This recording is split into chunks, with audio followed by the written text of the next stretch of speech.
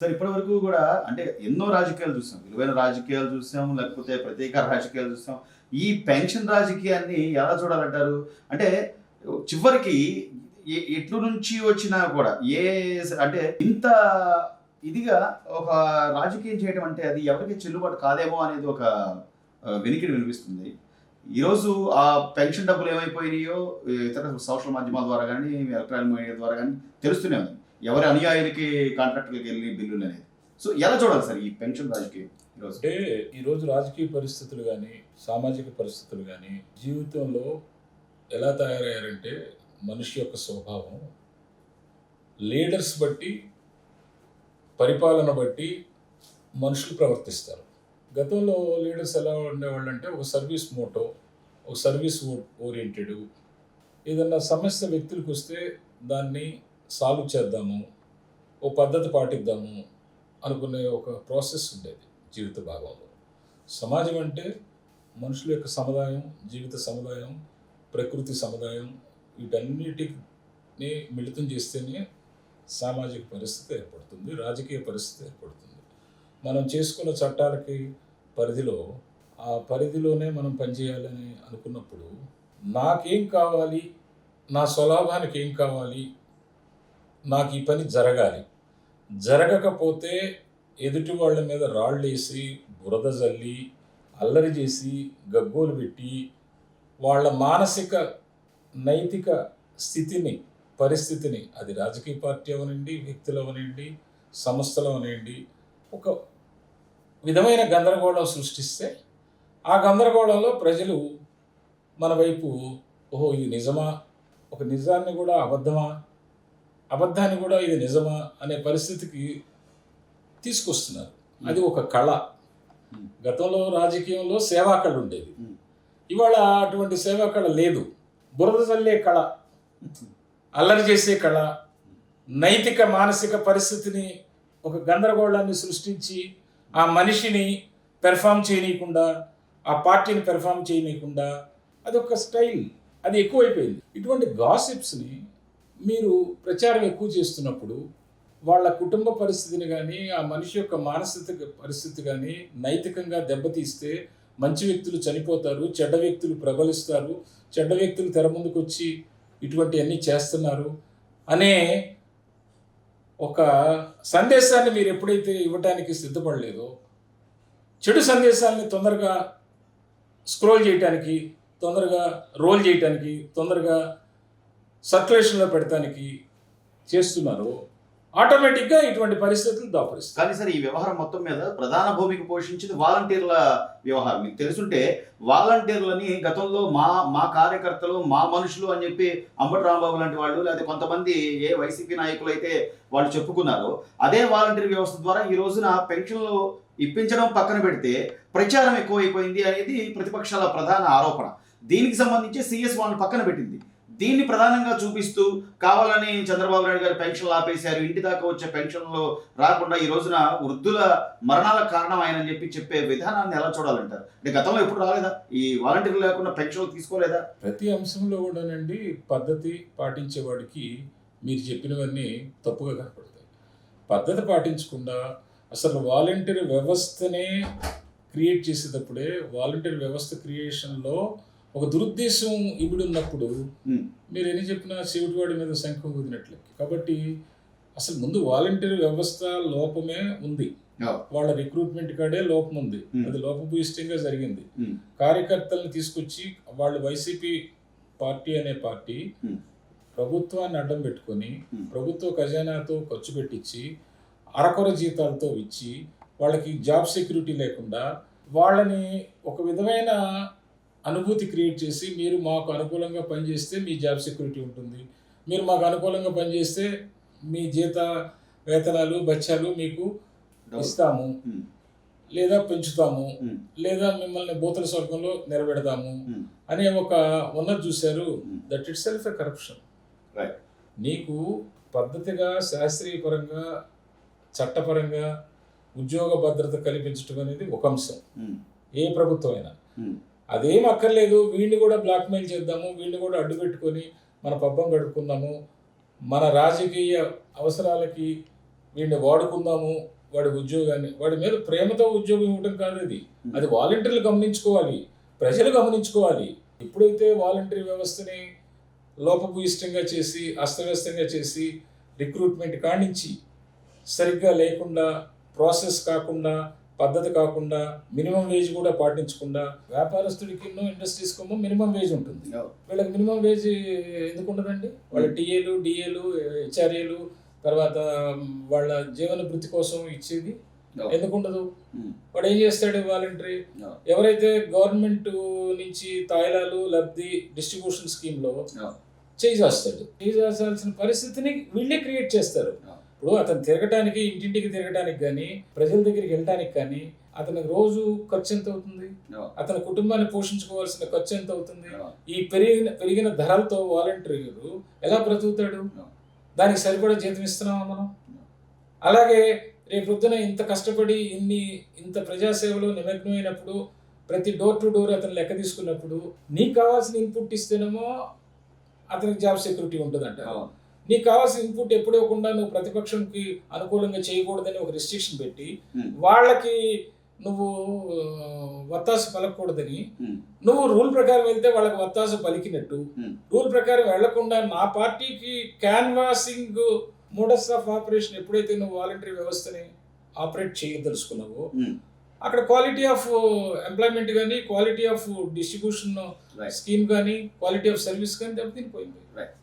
Sir, మరో అంశం sir, మీరు అమరావతి ఉద్యమ నాయకులుగా ఉన్నారు. గతంలో చూసాం అమరావతి ఉద్యమానికి సంబంధించి మన రాజధాని కాపాడుకోవాలని చేసిన ఉద్యమానికి, అంటే దానికి ఆపోజిట్ గా 3 రాజధానుల శిబిరం కూడా వెలిసిన నేపథ్యం. అదే 3 రాజధానుల శిబిరాన్ని నడిపిన వ్యక్తి కూడా ఈ రోజు నేను జగన్మోహన్ రెడ్డి వల్ల మోసపోయాను, నేను మాకు చెప్పింది వేరు, జరిగింది వేరు అని చెప్పి ఆయన కూడా ఈరోజు తెలుగుదేశం పార్టీ పంచం చేరారు. అంటే ఇంకా ఇంతకన్నా రాజధానిని కానీ, లేకపోతే రాష్ట్రాన్ని కానీ, లేదా రాష్ట్ర ప్రజలను కానీ మోసం చేసిన జగన్మోహన్ రెడ్డి గారి మీద ఉన్న ఈ ఏవైతే తెరలు ఉన్నాయో విడిపోలేదంటారా ప్రజలకి?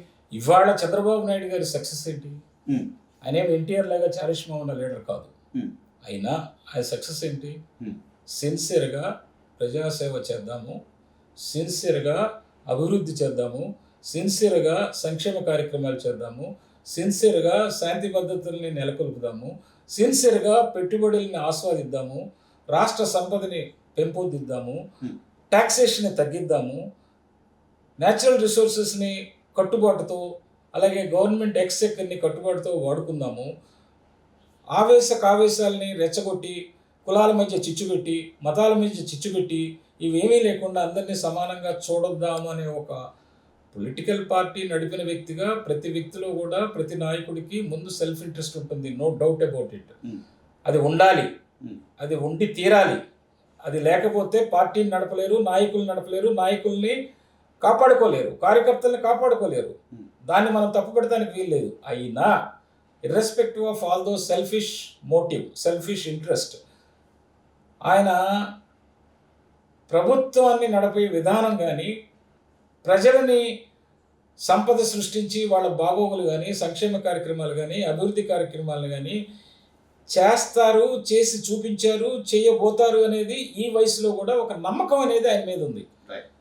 అటువంటిప్పుడు ఏ కార్యక్రమం, వ్యతిరేక కార్యక్రమాలు, సంఘ విద్రోహులు అయినా సరే ఏదో ఒక రోజున రియలైజ్ అయ్యి, ఏదో ఒక రోజున పశ్చాత్తాపం వచ్చింది, ఆయన అడుగుజాడల్లో నడవాల్సిందే. ఓవరాల్గా చూస్తే సార్, మీరు అన్నట్టుగా ఈ రోజున ఒక ప్రభుత్వ అధికారులు కానీ, లేకపోతే ఎంప్లాయీస్ కానీ, ప్రభుత్వ ఎంప్లాయీస్ కానీ, గతంలో జగన్మోహన్ రెడ్డి గారు ఇచ్చిన అనేక రకాల హామీలు, నేను వస్తే అధికారంలోకి వస్తే మీ అందరికీ సిపిఎస్ రద్దు విధానం అని కానీ, లేకపోతే వాళ్ళకి కావాల్సినటువంటి బెనిఫిట్స్ కానీ నేను ఎక్కువ ఇస్తాను అని చెప్పి వాళ్ళ మాయమాటలు చెప్పిన నేపథ్యంలో ఈ రోజున ఒక ఐపీఎస్ అధికారులంతా ఒకవైపుగా, లేకపోతే ఒక పోలీస్ వ్యవస్థ అంతా ఒకవైపు, లేకపోతే మిగతా వాళ్ళంతా ఇంకొక వైపు అన్నట్టుగా తయారైన నేపథ్యాన్ని చూస్తే ఎలా చూడాలి సార్? ఈరోజు క్రాంతి రాణా టాటా గారు ఆయన ఐపీఎస్ సంఘానికి ఇన్ఛార్జిగా ఉన్నారు. ఆయన మమ్మల్ని కావాలని కొన్ని ఛానల్స్ కానీ, లేకపోతే కొన్ని పత్రికలు కానీ పదే మమ్మల్ని టార్గెట్ చేస్తున్నాయి అంటూ ఆయన లెటర్ రాయడం, సిఎస్కి లెటర్ రాయడం, ఎంత ఎలా చూడాలి సార్? ఇది రాజశేఖర రెడ్డి గారు 2004లో ముఖ్యమంత్రి అయినప్పుడు ఆయన, చంద్రబాబు నాయుడు గారు సమకాలీకులుగా, పాత తరం నాయకులు, కాంగ్రెస్లో ఉన్న పాత తరం నాయకులు కానీ, అలాగే తెలుగుదేశాన్ని నిర్మించి తెలుగువాడి సత్తాని ప్రపంచ నలుమూలలా చాటిన ఎన్టీఆర్ హవా కానీ, ఎన్టీఆర్ రెజ్యూమ్ కానీ, ఎన్టీఆర్ యొక్క ఆయనకున్న రాజకీయ సేవా తత్పరతలో ఉన్నటువంటి మిళితమైన కలిసిపోయిన వెనుకబడిన జాతులు కానీ, బీసీలు కానీ, ఎస్సీలు కానీ, ఎస్టీలు కానీ, ముస్లింలు కానీ, అలాగే ఫార్వర్డ్ కాస్టులు కానీ అందరూ కూడా రామారావు గారి మీద నమ్మకంతో నడిచారు. కాంగ్రెస్లో క్రూరుదుల్ని కాదని కూడా అదొక హిస్టరీ. ఆ తర్వాత ఆయన వేసిన విత్తనాన్ని కానీ, పెంచిన చెట్టును కానీ పెర్ఫామ్ చేయించగలిగే నాయకుడిగా చంద్రబాబు నాయుడు గారు ఎదిగారు. పార్టీని ఒక ఏకతాటి మీదుగా నడిపారు. ఇది ఏమైనా సరే మళ్ళీ కాంగ్రెస్కి పునరుజ్జీవనం కలిగించాలని చెప్పేసి రాజశేఖర రెడ్డి కూడా చేసిన తప్పులను నెమరవేసుకొని ఆయన కూడా ఒక రామారావు గారి యొక్క పద్ధతినే పాటించి సంక్షేమ కార్యక్రమాల్ని ఎప్పుడైతే ఆయన ముద్రనడ్డం పెట్టుకొని ప్రభుత్వాన్ని స్థాపించారు, కుటుంబ సభ్యుల్లో కొంతమంది, స్నేహితుల్లో కొంతమంది, అఫీషియల్స్ కొంతమంది వాళ్ళ స్వార్థానికి వాడుకున్నారు. భాగంగా దాని పరిణామాలతో కొంత క్విక్ మనీ, క్విక్ ప్రోబోస్ ఏర్పడ్డాయి. ఆ డబ్బుతో ఇంత విధ్వంసం సృష్టిస్తున్నారు. నేను చెప్పిన దాంట్లో మీరు అర్థం చేసుకోవాలి. ఆ విధ్వంసం సృష్టించే భాగంలో వాళ్లకున్న అర్ధబలం, కండబలం, జనబలం రెండుగా సమాజాన్ని విడగొట్టబడి మంచి ఒకవైపు, చెడు ఒకవైపు చేరిపోయినాయి. ఆ భాగంలో అఫీషియల్స్ కూడా పావుల్లాగా అయిపోయారు. విషయ సూచికలోకి వెళ్తే గానీ మనకు అర్థం కాదు ఏది మంచి ఏది చెడు. వీటన్నిటికీ కనుక ప్రజలు దడిచి, బెదిరి, అలాగే షై ఫీల్ అయ్యి నెగిటివ్ ఇంపాక్ట్ని ఫేస్ చేయలేకపోతే ఓటర్ మహాశయుడు కానీ, రైతు కానీ, ఎంప్లాయీ కానీ, వ్యాపారస్తులు కానీ, పెట్టుబడిదారులు కానీ, రాజకీయ నాయకులు సేవా తత్పరత వచ్చినాడు కానీ, మీలాంటి మంచి మీడియా కానీ ఇవన్నీ ఫేస్ చేయక తప్పదు. ఈ ట్రాన్స్మిషన్లో భాగంగా మంచి చెడు బ్యాలెన్స్ చేసుకుంటూ టెన్షన్స్ ఉంటాయి. కొంతమంది వ్యక్తులు మానసిక క్షోభకు గురవుతారు, కొంతమంది వ్యక్తులు నిలబడలేరు, కొంతమంది వ్యక్తులు నిలబడతారు. ఇది ఒక ప్రాసెస్.